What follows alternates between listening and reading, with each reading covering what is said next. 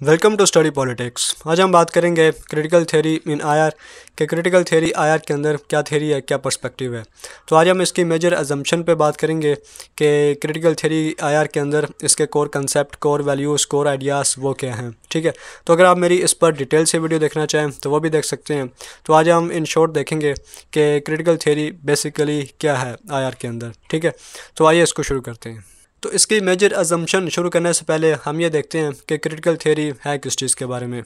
तो critical theory basically human इमांसिपेशन, ठीक है, यानी इंसानी निजात, इसकी बात करती है।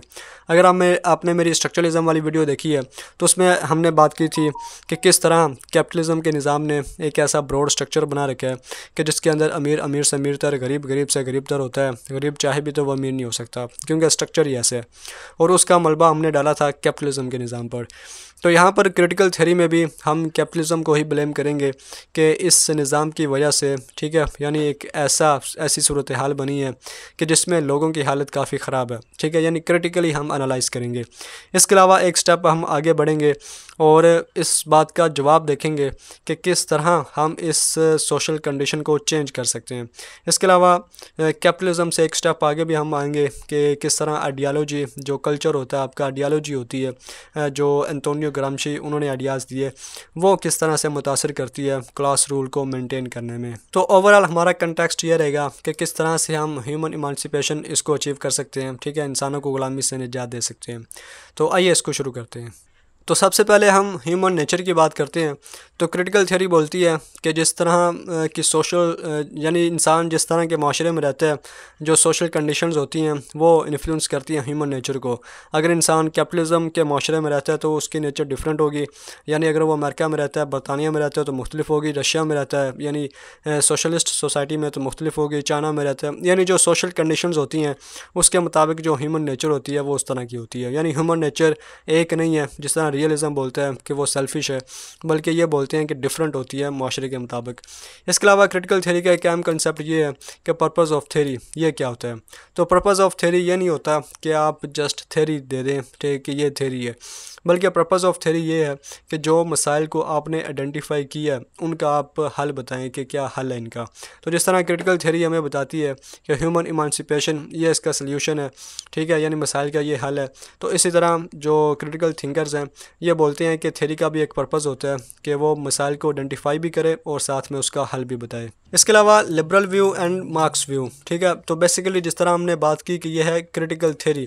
तो कार्ल मार्क्स बेसिकली जिस माशरे में पैदा हुआ तो वहाँ पर आके उसने क्रिटिकली चीज़ों को एनालाइज किया। तो जिस तरह हमने लिबरलिज्म में पढ़ा तो लिबरल स्कूल ऑफ थाट की शाखें तो काफ़ी पुरानी हैं। तो इसका बेसिक आर्गूमेंट ये है, आप लिबरलिज्म मेरी लेक्चर वीडियो देख सकते हैं। तो बेसिक आर्गूमेंट ये है कि अगर लिबरल प्रिंसिपल्स होंगे, ठीक है, यानी इंडिविजुअल लिबर्टी होगी, फ्री एंड वॉलंटरली कॉन्ट्रैक्ट्स होंगे, नॉन इंटरवेंशन ऑफ गवर्नमेंट होगी, इस तरह की चीज़ें होंगी, तो greatest happiness for the greatest number of people ये आप अचीव कर सकते हैं। तो कार्ल मार्क्स ने इस आर्गूमेंट को लिया और क्रिटिकली एनालाइज किया और इस नतीजे पर पहुंचा कि greatest happiness for the greatest number of people ये तो है ही नहीं। यानी थ्योरेटिकली हमें यह बताया गया कि ये लिबरल प्रिंसिपल्स हैं, इनको अप्लाई करें तो ये होगा। लेकिन कार्ल मार्क्स ने जब ऑब्ज़र्व किया और देखा कि थ्योरी कुछ और है और प्रैक्टिस ये कुछ और है, greatest for happiness for the greatest number ये तो है ही नहीं, बल्कि greatest misery for the greatest number of people ये है कि ज़्यादा लोग वर्किंग क्लास में है, वो मजदूरी कर रहे हैं, एक्सप्लॉयटेशन हो रही है, जबकि कम लोग वो इस चीज़ को इंजॉय कर रहे हैं। तो यहाँ से उन्होंने ये नतीजा अखज़ किया कि liberals legitimise that is exploitative, कि ऐसा नहीं है कि वो भलाई की बातें करते हैं लिबरल्स, बल्कि वो क्या करते हैं, legitimize that is exploitative, describe not truth but point of view of those who are dominant. ठीक है, यानी जो डोमिनेंट पॉइंट ऑफ व्यू है, यानी जो डोमिनेंट क्लास है उसका वो बताते हैं, बल्कि जो ट्रूथ है, यानी जो लार्ज क्लास है, लार्ज तबका है, वो पिसा हुआ है, गुर्बत में है, वो लिबरल बताता ही नहीं है। इसके अलावा कॉमन सेंस, ये जो डोमिनेंट क्लास होती है ये अपने इंटरेस्ट को इस तरह से बयान करती है कि दूसरे लोगों को वो कहती हैं कि ये तो कॉमन सेंस है, यानी अगर मैं अमीर हूँ तो अल्लाह की तरफ से हूँ, अगर आप गरीब हैं तो अल्लाह की तरफ से हैं, यानी ये कॉमन सेंस। अगला बंदा सुन के भी कहता है कि वाकई यार ऐसा ही है, अल्लाह ने शायद मुझे नहीं दिया, उसको ज़्यादा दिया। तो कार्ल मार्क्स बोलता है कि ऐसा नहीं होता, बल्कि ये सारी सोशल क्रिएशन होती है। अगर अमीर चाहे तो वो गरीब की मदद कर सकता है, उसको वहाँ से बाहर निकाल सकता है, लेकिन वो स्टेटस को चाहते हैं। यानी मुख्तसर मैं ये रखूँ कि वो अपने इंटरेस्ट को ऐसे बताते हैं कि ये तो कॉमन सेंस है, जो चीज़ें हैं ये तो नेचुरल हैं, यानी बाय नेचर सारी चीज़ें ऐसी हैं। तो ये एक बड़ा कोर आर्ग्यूमेंट है क्रिटिकल थ्योरी में कि थ्योरेटिकली हमें क्या बताया जाता है और प्रैक्टिकली क्या होता है। जब आप इस चीज़ को एनालाइज करते हैं तो बेसिकली आप क्रिटिकल एनालिसिस कर रहे होते हैं। इसके अलावा बाय अंडरस्टैंडिंग हिस्ट्री, ये कार्ल मार्क्स का बड़ा एक अहम कंसेप्ट है, हिस्टोरिकल मटेरियलिज्म है। आप मेरी लेक्चर वीडियो देख सकते हैं कि आप हिस्ट्री को देख के फ्यूचर को प्रेडिक्ट कर सकते हैं कि जिस तरह पहले फ्यूडल सोसाइटी थी, फ्यूडलिज्म और पिजनर थे, जब से कैपिटलिज्म आया तो एक नई क्लास बुर्जुआजी ये इमर्ज हुई और बुर्जुआजी और प्रोलेटेरिएट इनके दरमियान कन्फ्लिक्ट है। और आइंदा फ्यूचर में जो प्रोलेटेरिएट है यानी वर्किंग क्लास, ये बुर्जुआजी को ओवरथ्रो करके एक कम्युनिस्ट सोसाइटी जो क्लासलेस सोसाइटी होगी उसको कायम करेगी। तो मार्क्स का ये एक बेसिक आर्गूमेंट है, यानी क्रिटिकल थ्योरी में वो क्रिटिकली माजी में देखता है और उसी की बेस पे फर्दर फ्यूचर की प्रेडिक्शन करता है। इसके अलावा क्रिटिकल थ्योरी में आता है कि structure of economy and social class system, ये दोनों कंसंट्रेट इन सोशल चेंज। यानी आसान सी बात है कि एक जो ज़मींदार है, ठीक है, उसका एक सोशल स्टेटस है, उसकी एक ख़ास इकोनॉमिक स्टेटस भी होता है। वो कभी चाहेगा कि एक जो किसान है उसका बेटा पढ़ लिख जाए या वो अच्छी सूरत हाल में आ जाए, कभी नहीं। क्योंकि वो स्टेटस को चाहता है, वो चाहता है चीज़ें जैसी हैं वैसी रहें। एक अनपढ़ इंसान अनपढ़ रहे, ठीक है, वो कभी पढ़े लिखे ना, क्योंकि जब वो पढ़ेगा वो जान जाएगा कि उसके साथ क्या हो रहा है। तो ज़मींदार हमेशा दूसरों को दबा के रखेगा कि जो स्ट्रक्चर ऑफ इकोनॉमी है, सोशल क्लास सिस्टम है, ये ऐसा बन गया है कि जो कंसंट्रेट सोशल चेंज, लोग चाहते नहीं है कि दूसरों में इम्प्रूवमेंट आए, तरक्की आए, ठीक है, क्योंकि जब दूसरे पढ़ जाएंगे तो फिर चौधरी को चौधरी कौन कहेगा, ठीक है। तो ये बात है इसमें। इसके अलावा यहाँ पर एक अहम कंसेप्ट आता है एलियनेशन का। इस पर भी मेरी आप अलग से वीडियो देख सकते हैं कि in capitalist society human beings remoteness and disaffection, के कैपिटलिस्ट सोसाइटी में एक मज़दूर जिस फैक्ट्री में फ़र्ज़ करें काम करता है, वो वहाँ पर जूते बनाता है, तो जब वो जूता मार्केट में जाता है तो वो मज़दूर के पास इतने पैसे नहीं होते कि वो अपनी ही बनाई हुई चीज़ को परचेज़ कर सकें। तो जब इस तरह की सूरत हाल पैदा होती है तो फिर कार्ल मार्क्स हमें एलियनेशन का कंसेप्ट देता है। तो आप मेरी डिटेल के लिए अलग से वीडियो देख सकते हैं। तो मुख्तसर ये कि वो अपनी ही बनाई हुई चीज़ से बेगाना हो जाता है, एलियनेट हो जाता है, और इससे माशरे में काफ़ी बिगाड़ पैदा होती है। तो ये भी मार्क्स बेसिकली क्रिटिकली चीज़ों को देख रहा है। इसके अलावा कैपिटलिस्ट सोसाइटी में human labour not for human need but for market, ठीक है, इंसानों की ज़रूरत के लिए नहीं होती जो मजदूरी होती है, बल्कि मार्केट के लिए होती है, मुनाफा कमाने के लिए। प्रॉफिट टू फैक्ट्री ओनर, जो प्रॉफिट होता है वो फैक्ट्री ओनर के पास जाता है, हालांकि वो खुद काम नहीं करता, लेकिन चूंकि उसके पास प्राइवेट प्रॉपर्टी होती है, जो कैपिटलिज्म का एक बुनियादी फीचर है, उसके पास ज़ाती मलकियत होती है, उस वजह से वो अमीर से अमीर तर होता है। इस तरह लेबर एज कमोडिटी, लेबर एक कमोडिटी है, एक चीज़ है, एक चीज़ को आप परचेज़ करें, फ़रोख्त करें, एक जगह से उठा के दूसरी जगह रख दें, ठीक है, वो एक चीज़ है, कमोडिटी है, उसकी कोई वैल्यू नहीं है, कोई वर्थ नहीं है कि ये एक ह्यूमन लेबर है, ठीक है। तो ये बेसिकली ओवरऑल हम एक कैपिटलिस्ट माशरे की बात कर रहे हैं, उसको क्रिटिकली एनालाइज कर रहे हैं कि इस माशरे ने एक ऐसा सिस्टम बनाया हुआ है कि जिसमें जो इनइक्वलिटी है वो बहुत ज़्यादा है, अमीर अमीर होता है, गरीब गरीब होता है, और एक चेंज नहीं आ पा रहा। क्यों नहीं आ पा रहा वो हम देख रहे हैं कि किस वजह से नहीं आ रहा। इसी तरह स्ट्रक्चरलिज्म के साथ भी कुछ क्रिटिकल थ्योरी की सिमिलरिटीज़ हैं, आप ज़्यादा डिटेल के लिए वो भी वीडियो देख सकते हैं। इसके बाद एक अहम कंसेप्ट आता है क्रिटिकल थ्योरी में कि जो रूलिंग क्लास होती है ये not only through means of production, ठीक है, यानी जिस तरह एक ज़मींदार है उसके पास मीन्स ऑफ प्रोडक्शन होते हैं, उसकी ज़मीन होती है, इसी तरह फैक्ट्री के मालिक के पास उसकी फैक्ट्री होती है, इंडस्ट्री में इंडस्ट्री होती है। तो जो रूलिंग क्लास होती है वो सिर्फ इन्हीं ज़राए से रूल नहीं करती बट थ्रू आइडियाज़ और आइडियालॉजी। यह बेसिकली एंटोनियो ग्रामशी, उसने हमें ये आइडिया दिया था, ये हम नीचे ज़्यादा डिटेल से देखेंगे।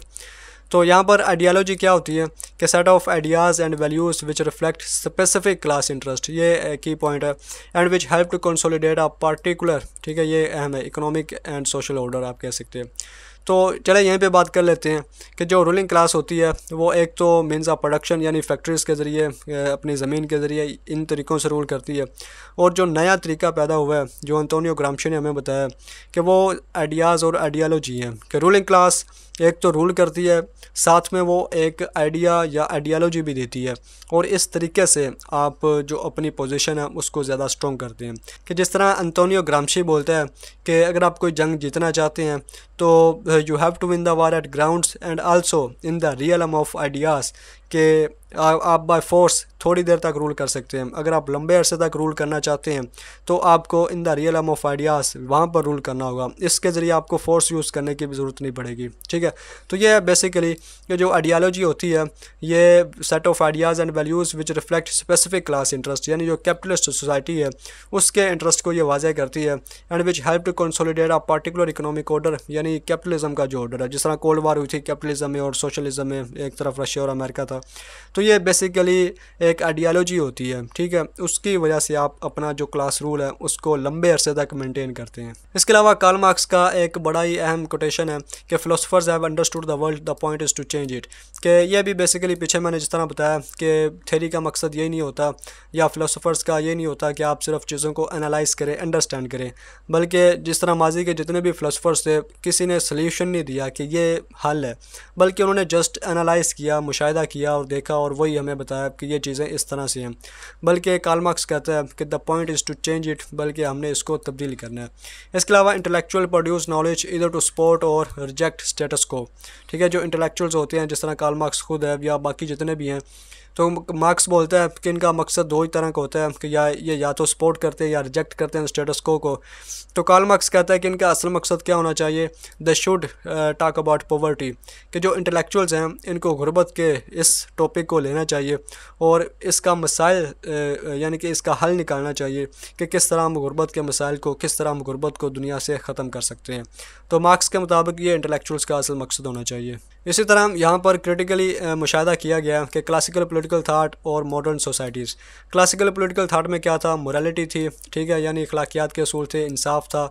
लेकिन अगर हम मॉडर्न सोसाइटी की बात करें तो ये मोरालिटी और जस्टिस यह ख़त्म होके क्या आ गया, technical solution not root cause, कि आजकल के जो मसाइल हैं उनका हम टेक्निकल सोल्यूशन देखते हैं, बल्कि हम मसले की जड़ को नहीं देखते कि असल वजह क्या है। चोर चोरी कर रहा है तो क्यों कर रहा है, इसी तरह अगर गरीब है तो वो बेसिकली गरीब क्यों है, ठीक है। यानी हम रूट काजेज़ की बात नहीं करते बल्कि टेक्निकल सोल्यूशन निकाल देते हैं। जिस तरह गवर्नमेंट अक्सर पैकेजेस वगैरह देती है या माली इमदाद वगैरह दे दी जाती है, तो वो हमेशा टेम्परेरी होती है, इसका ये परमानेंट सोल्यूशन नहीं होता। तो modern society basically technical solution देखती है।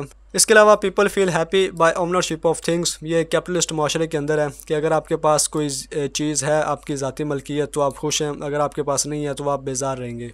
इसके अलावा कार्ल मार्क्स ने प्रेडिक्ट किया, ये मैंने पीछे भी बात की, कि कैपिटलिज्म वुड एवेंचुअली कोलैप्स, ठीक है। तो ये बेसिकली हिस्टोरिकल मटेरियलिज्म का कंसेप्ट है कि जो कार्ल मार्क्स ने बताया कि जो कैपिटलिज्म का निज़ाम है इसके अंदर ही कुछ इनहेरेंट कंट्राडिक्शंस है जिसकी वजह से ये कोलैप्स हो जाएगा। अब वो इनहेरेंट कंट्राडिक्शन क्या है, इसके लिए आप मेरी डिटेल वाली वीडियो देख सकते हैं। यहाँ पर मुख्तसर ये कि जब जिनकी एक्सप्लॉयटेशन, जिनका इस्तेसाल हो रहा है, वो ये जान जाएंगे कि उनका इस्तेसाल हो रहा है, ठीक है, उनकी ये एक्सप्लॉयटेशन हो रही है, तो जब वो जान जाएंगे, जिस दिन वो जान जाएंगे उस दिन बेसिकली ये जो कैपिटलिज्म का निज़ाम है ये कोलैप्स हो जाएगा और एक कम्युनिज्म सोसाइटी, एक क्लासलेस सोसाइटी ये क्या में आ जाएगी। तो इसी तरह ये यहाँ पर ग्रामशी के आइडियाज़ हैं कि इंपॉर्टेंस ऑफ आइडियालॉजी, के ideology, education, mass media, police, ठीक है, to consolidate specific class interest या स्पेसिफिक क्लास रूल, के ज़ाहिर बात है जो स्टेट होती है वो जो डोमिनेंट क्लास होती है उसके इंटरेस्ट को रिप्रेजेंट करती है, ठीक है। तो अगर वो डोमिनेंट क्लास है तो वो पुलिस को भी कंट्रोल करती है, मैस मीडिया को भी, एजुकेशन के सिस्टम को भी, यानी बच्चों को जो तालीम दी जाती है वो कंट्रोल्ड होती है, यानी ट्रूथ्स, गिवन ट्रूथ्स होती हैं, यानी बच्चों को ये नहीं बताया जाता कि ये ट्रूथ है किताबों के ज़रिए, बल्कि उनको बताया जाता है, यानी उनको डिक्टेट किया जाता है कि ये ट्रूथ है, असल ट्रूथ नहीं बताया जाता। तो आप एजुकेशन के ज़रिए बच्चों को जो मर्ज़ी पढ़ा दें, आइडियालॉजी जो मर्ज़ी कंस्ट्रक्ट कर दें, मैस मीडिया, पुलिस, ठीक है, अगर कोई स्ट्राइक्स होते हैं, कोई चेंज, कोई रेवोल्यूशन के लिए, तो पुलिस उनको दबा देती है। तो ये बेसिकली सारे के सारे स्टेट इंस्ट्रूमेंट्स हैं। मैस मीडिया, आजकल हम जितनी भी खबरें जानते हैं, कुछ भी अपनी रियासत पाकिस्तान या इंडिया के बारे में जानते हैं, तो वो सारा का सारा मैस मीडिया के ज़रिए जानते हैं। हम में से कोई डायरेक्ट तो मोदी से नहीं मिलता या इमरान खान से तो नहीं मिलता, तो जो मीडिया हमें बताता है हम वो मान लेते हैं। तो ग्रामशी बोलता है कि ये चीज़ें बड़ी अहम होती हैं किसी भी क्लास के रूल को कंसोलिडेट करने में। जो बंदा इन सारी चीज़ों को कंट्रोल करता है वो बेसिकली लोगों को कंट्रोल करता है, ठीक है, मुख्तसर लफ्ज़ों में। इसके अलावा people are persuaded just and fair, जो ये मैंने पीछे भी बात की थी कि उनको बताया जाता है कि ये जो निज़ाम है ये ऐसा का ऐसा ही है, ठीक है, यानी खुदा ने ही ऐसा बनाया, खुदा ने किसी को अमीर बनाया, किसी को गरीब बनाया। तो क्रिटिकली इसको देखा जाए तो वो बोलते हैं कि ऐसा नहीं है, गरीब नेचुरली बाय नेचर गरीब नहीं है या अमीर बाय नेचर अमीर नहीं है, बल्कि ये सोशली कंस्ट्रक्टेड है, ठीक है, खुद इस तरह से सिचुएशन क्रिएट की गई है और इसको हम ख़त्म कर सकते हैं। इसके अलावा win in the realm of ideas, ये भी मैंने पीछे बात की है कि अगर आप कोई जंग को जीतना चाहते हैं तो आपको ग्राउंड पर भी जीतनी है और इन द रियलम ऑफ आइडियाज़ इसमें भी आपको जीतना है। इसके ज़रिए आप लंबे अरसे तक रूल कर सकते हैं। इसके अलावा इंपॉर्टेंस ऑफ लैंग्वेज कम्युनिकेशन, ये बेसिकली हैबरमास का डायलॉजिक मॉडल है। वो बोलते हैं कि ये जो दुनिया में इनक्वलिटी कायम है, ये जो सारे मसाइल हैं, इसको ख़त्म करने के लिए आप जो कम्युनिकेशन है लोगों के दरमियान, इसको इंक्रीज़ कर दें। इसके अलावा जो डेमोक्रेसी का सिस्टम है, इसको आप ज़्यादा डेवलप करें, क्योंकि जितनी ज़्यादा डेमोक्रेसी होगी उतनी ज़्यादा लोगों की नुमाइंदगी होगी। इसके अलावा डेमोक्रेसी एक ऐसा सिस्टम है कि जिसमें डायलॉग को प्रमोट किया जा सकता है, यानी डायलॉग किया है कि जिसमें अमीर गरीब काला गोरा मर्द औरत सारे यानी कि एक दूसरे से बातचीत करेंगे, मैं आपकी बात सुनूंगा आप मेरी बात सुनेंगे, ठीक है, और इस तरीके से यानी एक म्यूचुअल इंटरेस्ट, एक म्यूचुअल अंडरस्टैंडिंग पैदा होगी कि जिसके ज़रिए से हम ह्यूमन इमांसिपेशन इसको अचीव कर सकते हैं। तो ये था बेसिकली क्रिटिकल थ्योरी इन आईआर, ठीक है। मैंने इन शॉर्ट मुख्तसर बताया कि ये आईआर के अंदर क्या होती है, ठीक है। अगर आप ज़्यादा डिटेल इसके बारे में जानना चाहते हैं तो आप मेरी अलग से इन पर वीडियोस देख सकते हैं, ठीक है। तो आज की वीडियो में इतना ही, वीडियो देखने का शुक्रिया।